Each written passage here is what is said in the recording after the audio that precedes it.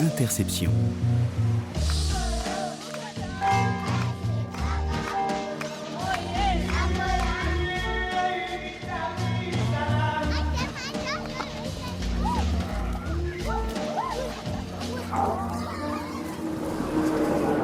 Bonjour. Un agneau se désaltérait dans le courant d'une onde pure. Un loup survient à jeun qui cherchait l'aventure. Vous connaissez la suite, car cette fable de La Fontaine, nous l'avons tous apprise à l'école. Elle montre que le loup occupe depuis très longtemps une place au sein ou en marge de la société humaine. En France, il avait totalement disparu au XXe siècle, avant de faire un retour par les Alpes italiennes en 1992. 22 ans après, c'est une espèce protégée et en pleine forme. On en compte 250 à 300 individus. Et il est redevenu l'objet d'un véritable débat national. Il y a ceux que réjouit le retour d'une espèce sauvage sur notre territoire, et puis il y a ceux qui en souffrent. Nous partons ce matin au pied du Vercors, dans une région que l'on appelle le Diois.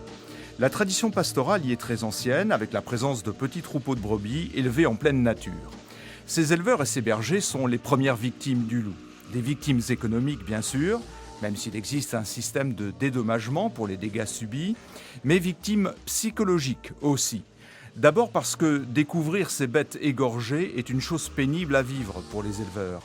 Ensuite parce qu'ils sont bien conscients de passer pour les mauvais dans un débat souvent très manichéen. Les bergers malades du loup, c'est un reportage de Solène Lehen et Yvan Turc. Interception, le magazine de la rédaction.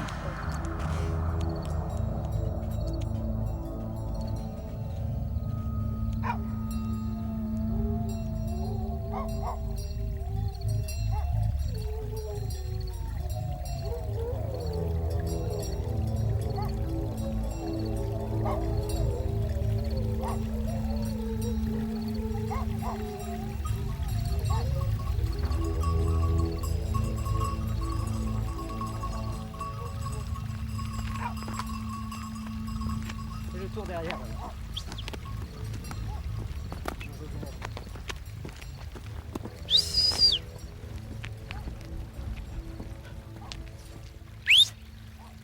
Olby, va voir derrière là-bas.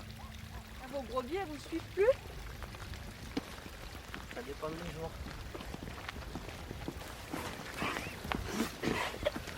Vous les sortez tous les matins et vous les rentrez tous les soirs?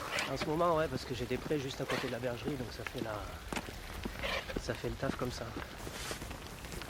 Olby, viens là. Là, ces jours-ci, il faisait pas beau, il fait froid. Je les ai tendus il n'y a pas très longtemps, donc je prends pas de risque. De risques qu'ils prennent froid? Ouais. Si ça souffle, donc le vent, il craigne vachement dehors. Olby. Olby, va voir derrière là-bas. Jojo, viens.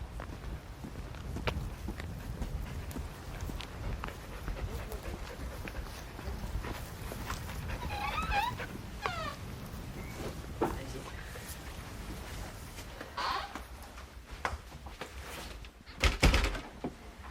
Il fait meilleur ici. Ouais, il fait bon.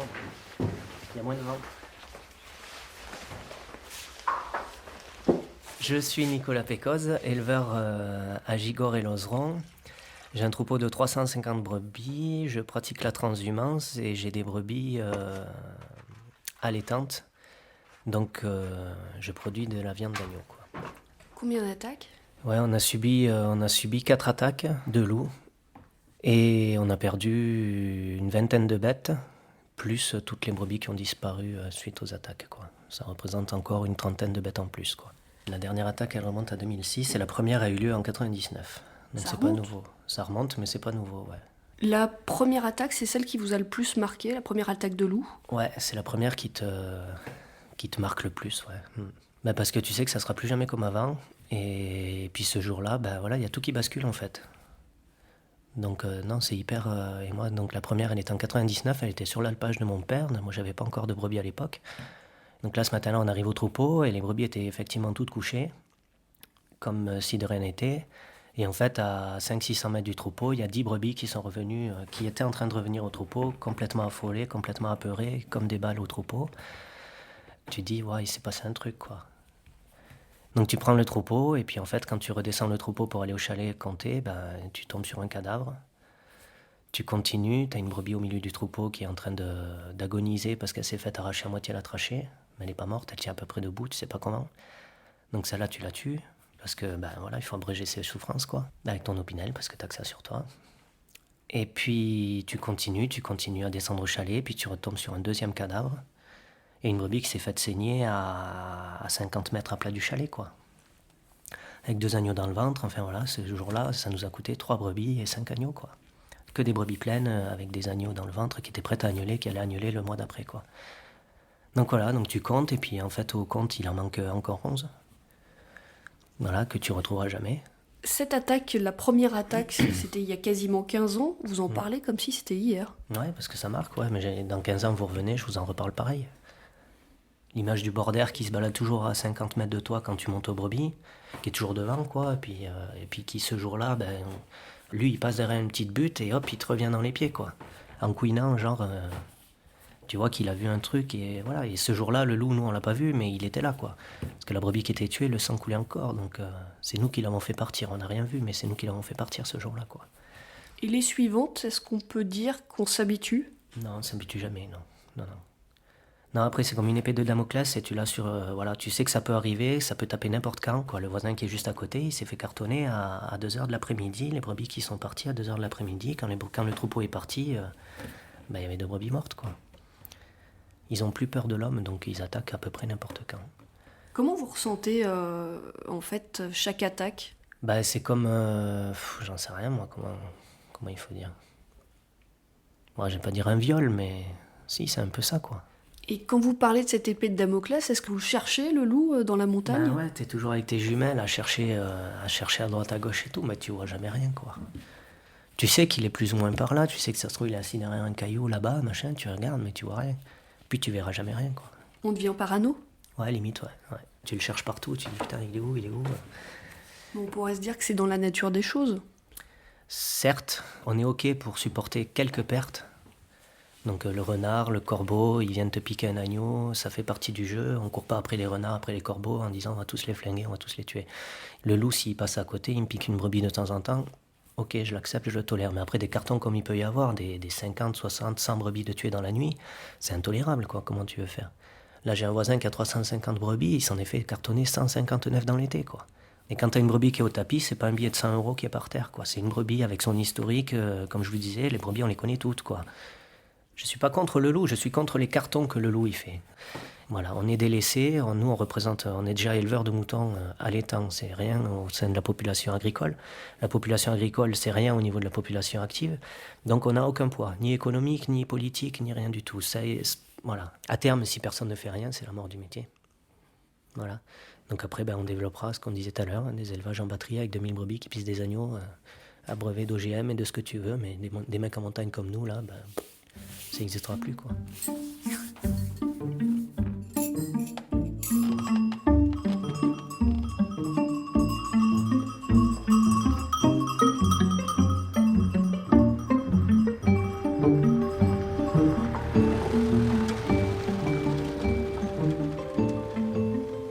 Bonjour madame, je cherche l'exploitation de Didier Bénet, s'il vous plaît.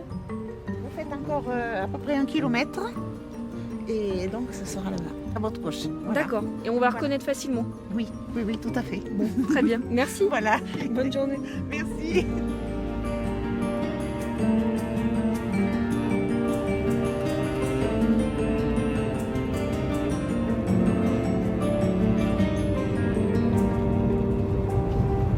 Ça doit faire 1 kilomètre là. On va tourner, on va voir. Grange Neuve. Le petit pont qui enjambe le ruisseau. Et il y a plusieurs corps de ferme. Il y a le hangar avec les tracteurs. Une bergerie qui a l'air assez grande, donc ça doit être ici. Il y a des brebis qui rentrent, alors il y a peut-être quelqu'un Il y a qui des fait brebis. rentrer les brebis. Ah oui, il y a des brebis qui rentrent. Ça doit être là. On va tenter le coup. Nous voici chez Didier Bénet. à Saint-Nazaire-le-Désert, on l'a bien nommé parce qu'on n'a pas croisé grand monde, après une demi-heure de petite route en lacet de moyenne montagne. On arrive dans cette région qui est à la limite entre la Drôme provençale et le Diois. Et on va rencontrer donc Didier Bénet qui est éleveur de brebis.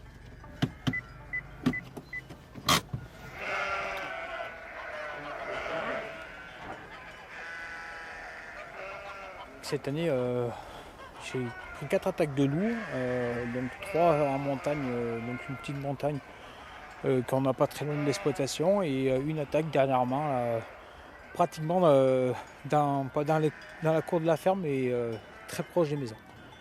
Donc 7-8 brebis à la montagne qui ont été tuées, qui ont été constatées, mais surtout 22 brebis qui me manquent encore aujourd'hui, où j'ai plus de traces.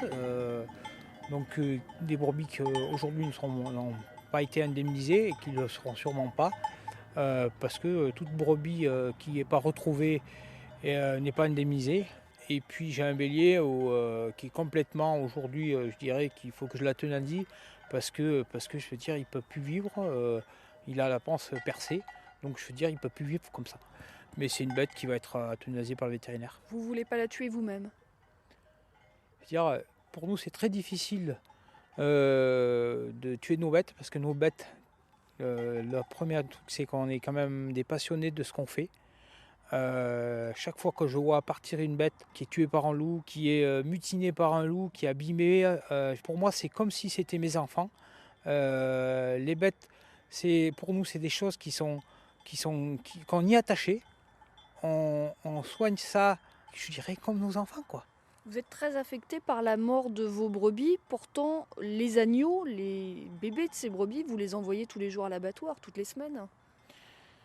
Ouais, c'est notre métier qui le veut, mais c'est quand même pas pareil. Je veux dire, elles sont quand même pas, je dirais, tuées dans les mêmes conditions. Aujourd'hui, le loup, il n'a pas de sentiment, il égorge des bêtes qui font des fois des centaines de mètres avant de mourir. C'est un calvaire, quoi. Pourtant, vous êtes un grand gaillard, vous êtes quelqu'un un peu costaud. Ouais, peut-être, mais c'est peut-être ce qui me toucherait encore le plus, de voir souffrir mes bêtes. Une bête qu'on a sur l'exploitation, là, pour plusieurs années, on les connaît, nos bêtes. Quand, je veux dire, une bête, elle part, ben, c'est triste aussi. On le reconnaît. Et je veux dire, même des agneaux qui partent, c'est triste aussi, mais c'est notre métier. Donc avant tout, je veux dire, notre métier, c'est pas de se faire manger par le loup. Ça, non. Le contrainte le plus difficile, c'est qu'aujourd'hui, on n'a plus, je dirais, on n'a plus une minute, je dirais, on n'a plus une heure, sans qu'on se demande si on ne va pas se faire manger, quoi. Et ça, c'est très lourd à vivre. Je veux dire, le matin, en partant de la maison, on se dit, qu'est-ce qu'on va trouver? Qu'est-ce qu'on va trouver aujourd'hui? Quelle personne accepterait aujourd'hui que son travail, en quelques minutes, en quelques secondes, soit autant détruit, quoi? Vous y pensez en permanence au loup? Je dirais oui aujourd'hui. Il y a des moments où vous êtes découragé, où vous avez envie de parler, de pleurer, Je dirais oui, il y a des jours, c'est vrai, quand on a pris une attaque, quand on voit les bêtes comme elles sont, quand on va récupérer des bêtes mortes ou des bêtes qui sont à moitié égorgées, c'est clair que ça fait pas plaisir, et je vous garantis que oui, je veux dire, sur le coup, on résiste, et puis le soir quand on rentre à la maison, des fois oui, c'est dur, c'est très dur. Vous avez les images qui vous restent en tête? Bien sûr. Et je veux dire, c'est pas des belles images. Et ça, je veux dire, ça, personne ne pourra nous l'enlever, malheureusement. Mais je sais même plus comment il faut faire pour enlever ces images-là. Des images de brebis égorgées, je vous garantis que c'est pas beau, de brebis abîmées, de brebis qui souffrent, qui agonisent. Je vous garantis que c'est pas beau.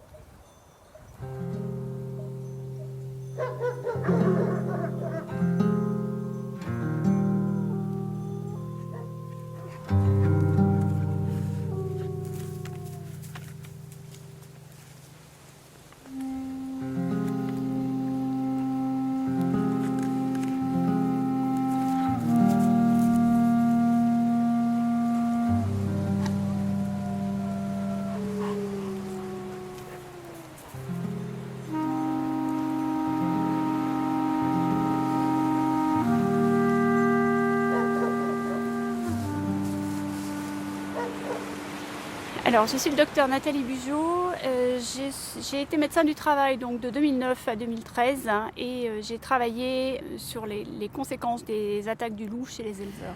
Dans votre mémoire, vous dites que pour les petits éleveurs, ceux qui ont un troupeau restreint, quelques centaines de têtes, une attaque de loup, pour eux, tout bascule en 1 seconde.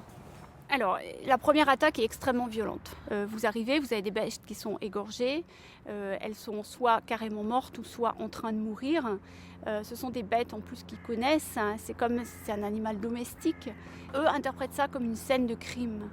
En fait, on est carrément dans la violation de l'intégrité, dans la mesure où c'est comme un bandit qui arrive et qui rentre dans votre intimité pour tout vous saccager dans votre maison et vous voulez ce que vous avez de plus précieux, quoi. Et en l'occurrence, leur travail. Les réactions, les symptômes que ça peut provoquer alors chez les éleveurs, c'est quoi ? Alors, j'ai été assez étonnée de voir qu'en fait, quelque part, ils le sentent. Ils pressentent les choses. Les éleveurs. Les éleveurs pressentent les choses. Ils sentent qu'il y a quelque chose qui va se passer. À cause du temps, ils pressentent quelque chose. Et après, une fois qu'ils sont arrivés, donc effectivement, pour X raisons, ils n'ont pas pu aller sur le terrain tout de suite. Quand ils vont sur le terrain et qu'ils voient ça, donc le monde s'écroule. Leur outil de travail a été détruit. Donc, dans un premier temps, souvent, ils sont en colère parce qu'ils ont l'impression d'avoir essayé à plusieurs reprises de parler, de ne pas avoir été entendus. Ils ont un sentiment d'impuissance totale. Et après, donc du coup, ils doivent mettre en place, il y a toute une procédure effectivement pour la déclaration, etc. etc.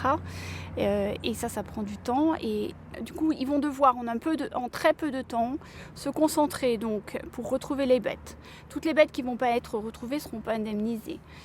Il va falloir s'occuper des bêtes qui sont touchées aussi, qui ont été blessées. Il va falloir rassembler le troupeau. Il va falloir essayer de calmer les animaux. Donc dans un premier temps, ils sont dans l'action à ce niveau-là. Et après, secondairement, effectivement, la pression étant retombée, peut apparaître en tous les cas un sentiment de dépression derrière. Du fait de ne pas avoir le sentiment d'être compris, ils ont tendance à s'isoler.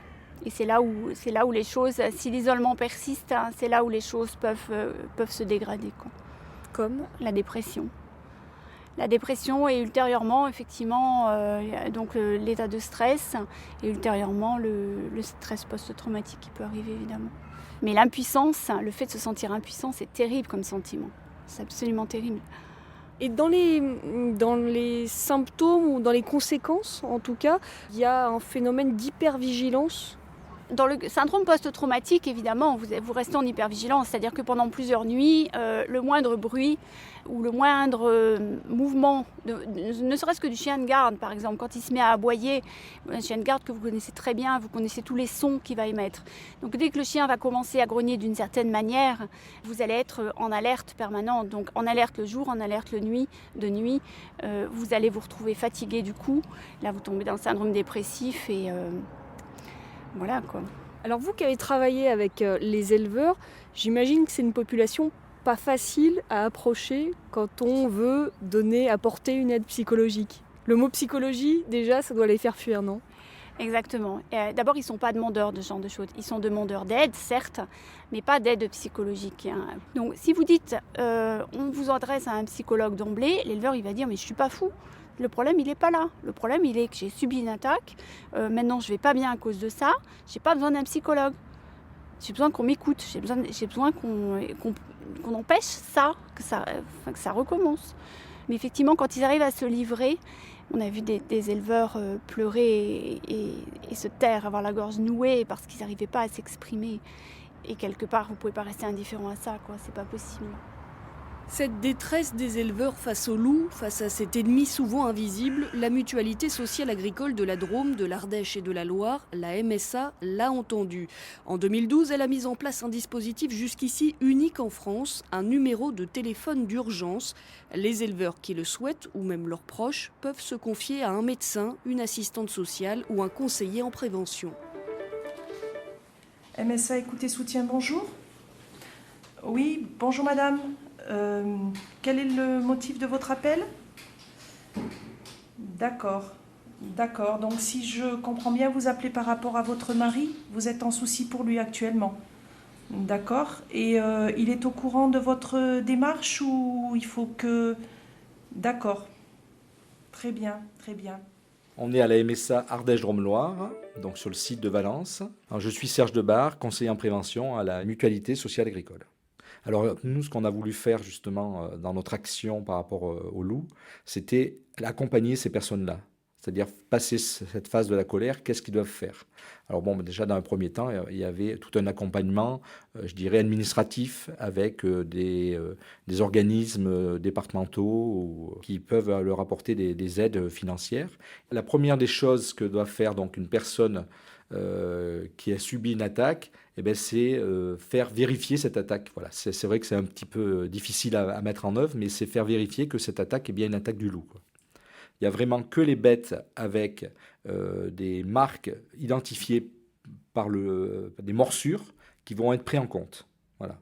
Alors c'est vrai que ça aussi, c'est une détresse aussi par rapport aux éleveurs qui, eux, disent, voilà, ben, mettons, sur une attaque de loup, il y a eu 7 ou 8 bêtes ou 10 bêtes qui ont été attaquées par le loup, qui ont été éventrées par le loup, mais moi, j'ai perdu 50 bêtes, quoi.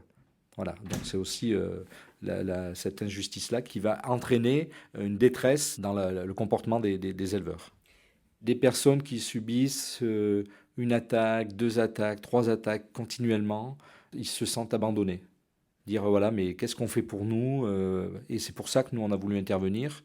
Parce que bon, dans les témoignages qu'on a eus, c'était aussi ce sentiment d'abandon. Dire voilà, mais attendez, mais qui c'est qu'il y a derrière? Alors bon, ben, c'est sûr qu'il y a bien il y a la DDT, la Direction départementale du territoire, il y a l'ONCSF qui vient constater. Mais bon, voilà, le loup, il laisse des traces sur les brebis, mais il laisse des traces aussi sur les hommes.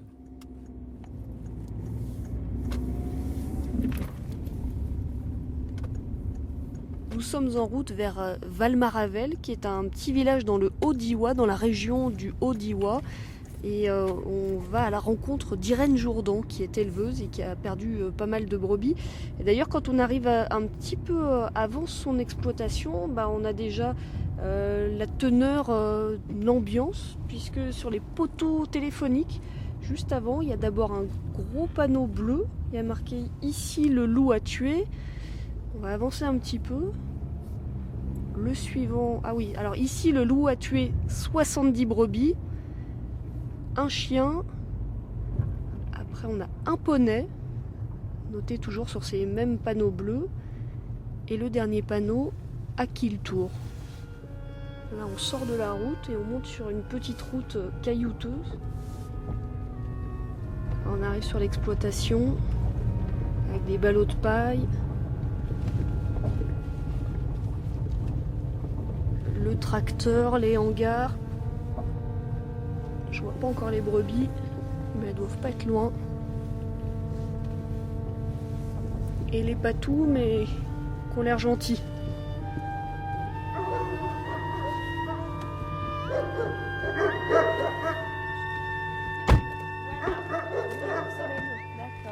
Yvan qui m'accompagne. Oui.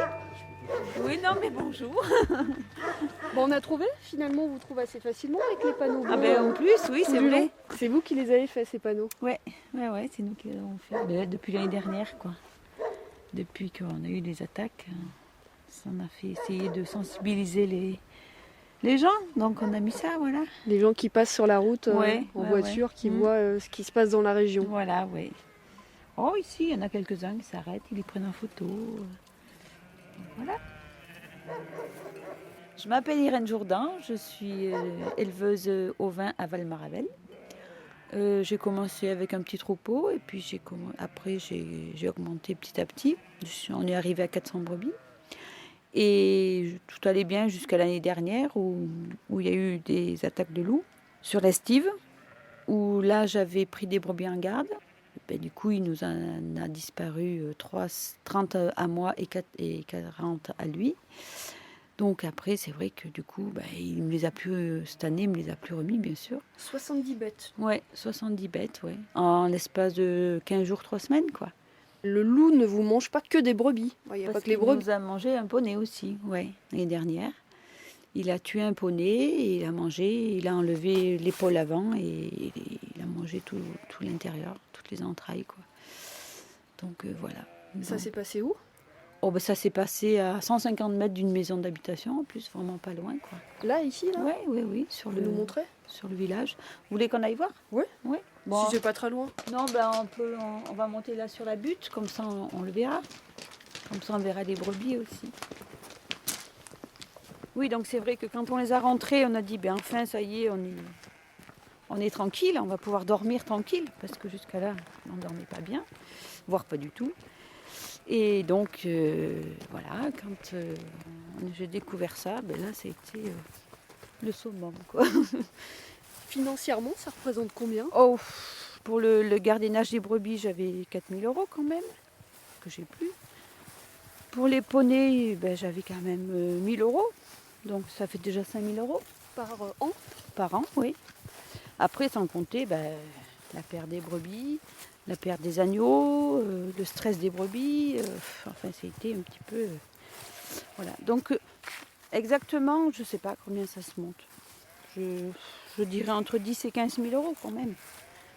Parce que bon, sur 300 brebis que j'avais mis à la lutte, on en a eu à la lutte.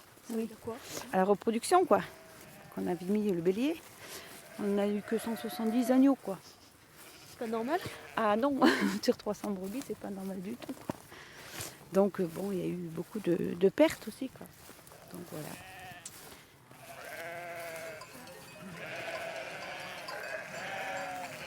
Et parmi les victimes, vous m'avez dit, il y a aussi un chien, à vous. Oui, un patou aussi. Là-haut, on avait 3 patous. Et il y en a un qu'on n'a pas retrouvé au bout de... Je dirais au bout d'une semaine que les attaques ont commencé. Et le patou, on ne l'a pas retrouvé. Après, si, quand on avait fait le tour du parc, on avait vu des poils. Donc on imagine que c'était le patou. On ne sait pas trop, quoi. On en veut la terre entière, bien sûr. Moi, l'année dernière, j'en étais à un point où je dormais plus du tout, quoi. Quand je me levais, je m'imaginais mes brebis en train de se faire bouffer là-haut. C'est pas une vie, quoi.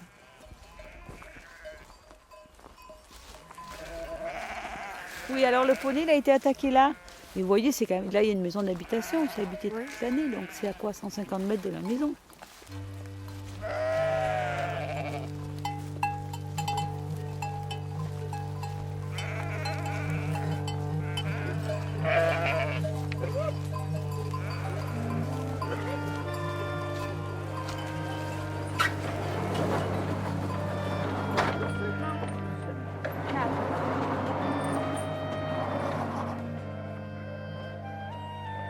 L'année dernière, on n'avait pas. Le grillage. Pareil, on les a mis, on l'a mis par rapport au loup. Parce qu'on se dit que les chiens sont attachés là. Donc s'il veut venir. Donc voilà. Vous avez peur que le loup entre dans la bergerie. Voilà, c'est le cas de le dire.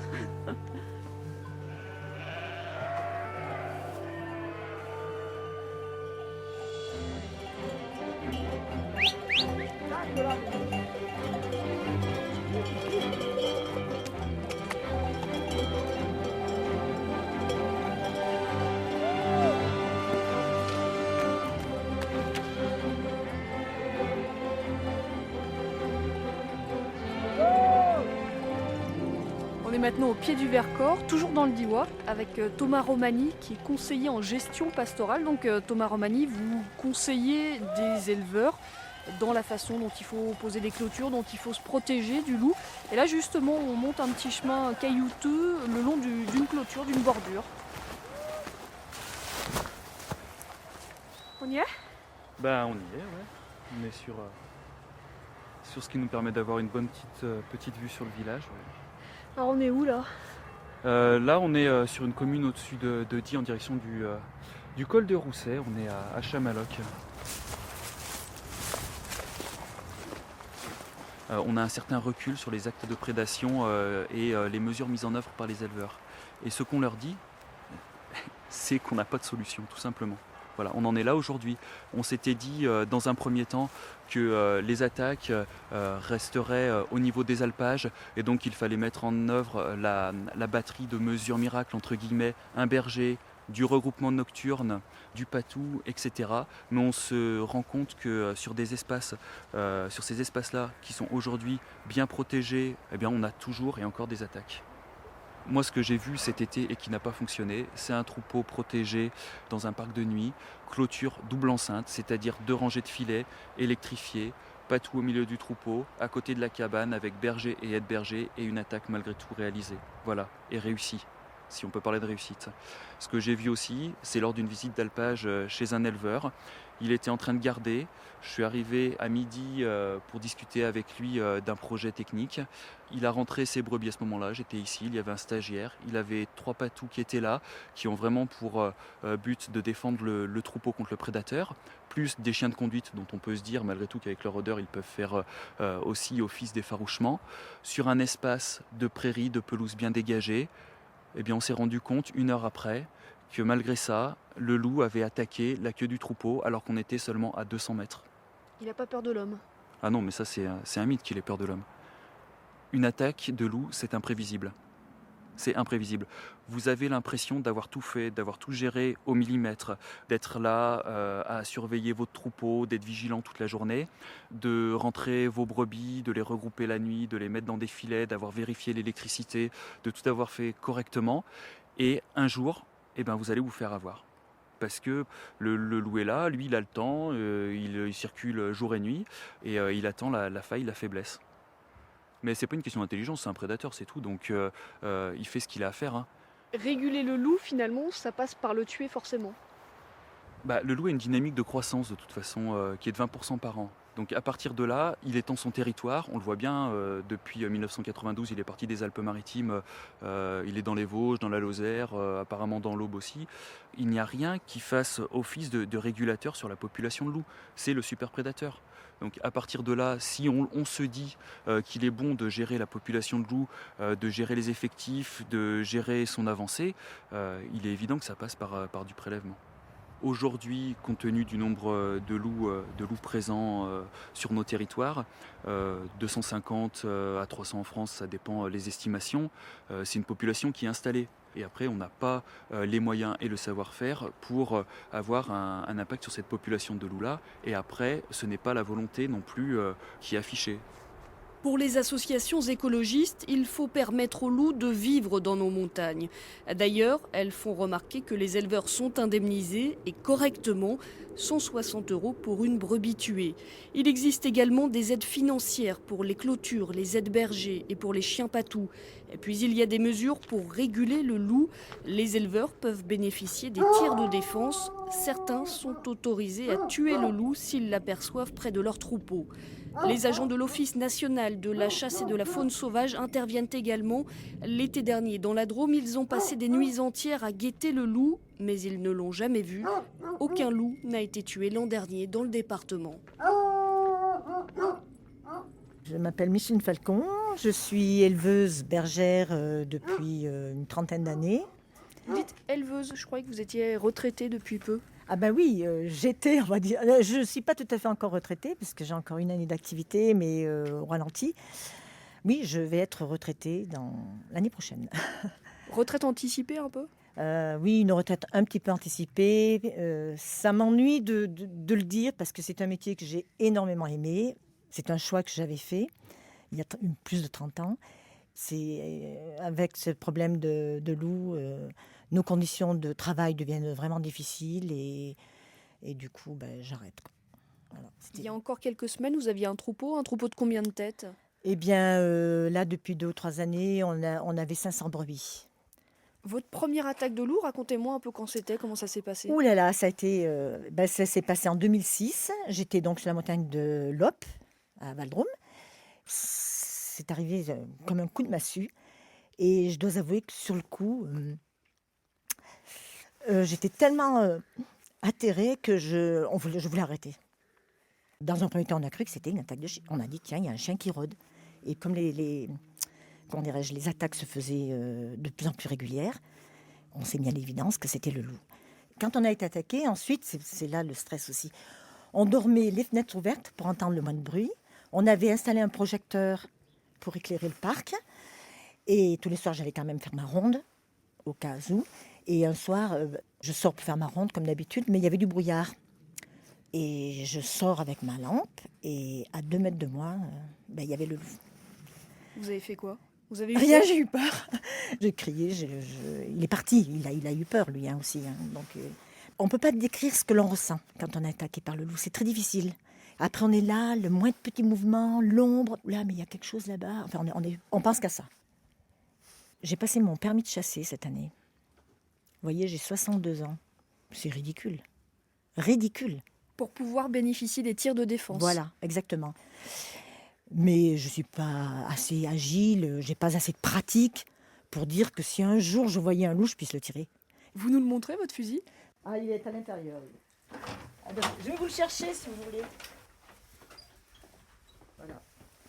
Voilà l'outil. Il est neuf? Il est tout neuf. Un Beretta. On arme, on met la cartouche, soit une balle, soit une cartouche à plomb. On referme, mais moi j'ai toujours la trouille un petit peu. Vous voyez, je ne suis pas du tout entraînée.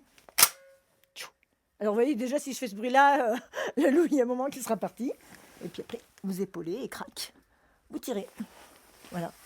Mais est-ce que les gens peuvent vous comprendre? Est-ce qu'on peut comprendre un éleveur qui a été attaqué par un loup? Je ne sais pas.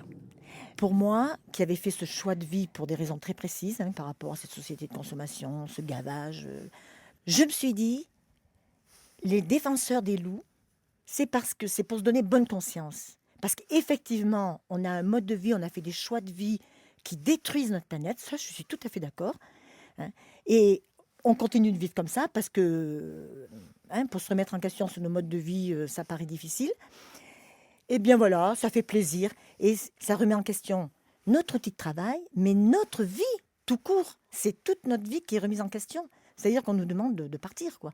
Que des citadins soient pour le loup, parce que voilà, le loup c'est un animal gentil là-bas dans la montagne, et qui ne connaissent pas du tout notre vie ni nos métiers, je le comprends. Mais des gens qui partagent nos vies et qui sont pour le loup, c'est insupportable. Quelle alternative on nous propose? D'aller grossir les habitants, les citadins, dans les cubes en béton? C'est ça qu'on nous propose? Non, moi je veux continuer à vivre ici. En ville, ils sont assez nombreux, ils sont trop nombreux. Alors, est-ce que, je vais vous titiller un peu. Oui, je vois ça. La filière est quand même déjà en crise. Est-ce que le loup, c'est pas un bouc émissaire? Ah là là, pas du tout. Le loup n'est pas du tout un bouc émissaire pour nous. La filière ovine, elle est en crise. Citez-moi un secteur qui ne le soit pas en crise. Mais est-ce que c'est la raison pour laquelle on va baisser les bras? Nous, la filière ovine, bon, elle a ses difficultés. On essaye de combiner, on trouve des solutions. D'ailleurs, moi, c'est ce qui me plaît aussi. On arrive à s'en sortir. Voilà, il y en a qui font de la vente directe, il y en a d'autres qui font... Tandis que le loup, c'est un problème sans fin. C'est tous les jours qu'on y pense, c'est tous les jours qu'on se dit « Vite, on va voir dans le parc si... » Et qu'est-ce qu'on fait? On ne peut pas vivre avec le loup. C'est ou le loup ou nous. Et à l'avenir, vous êtes optimiste? Non, pas vraiment. Pas vraiment. Le combat sera rude et long. Et le problème, c'est que est-ce que les éleveurs vont tenir le coup?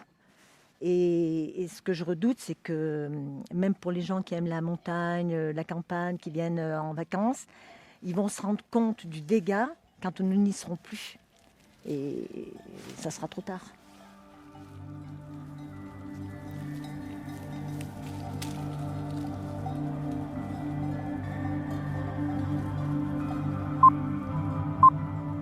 Les bergers malades du loup, c'était un reportage de Solène Lehen. Prise de son Yvan Turc, mixage Jason Taus et Jean-Louis Deloncle. Réalisation Anne Lioro, assistée de Jérôme Boulet. Toute l'équipe d'Interception vous souhaite un excellent dimanche.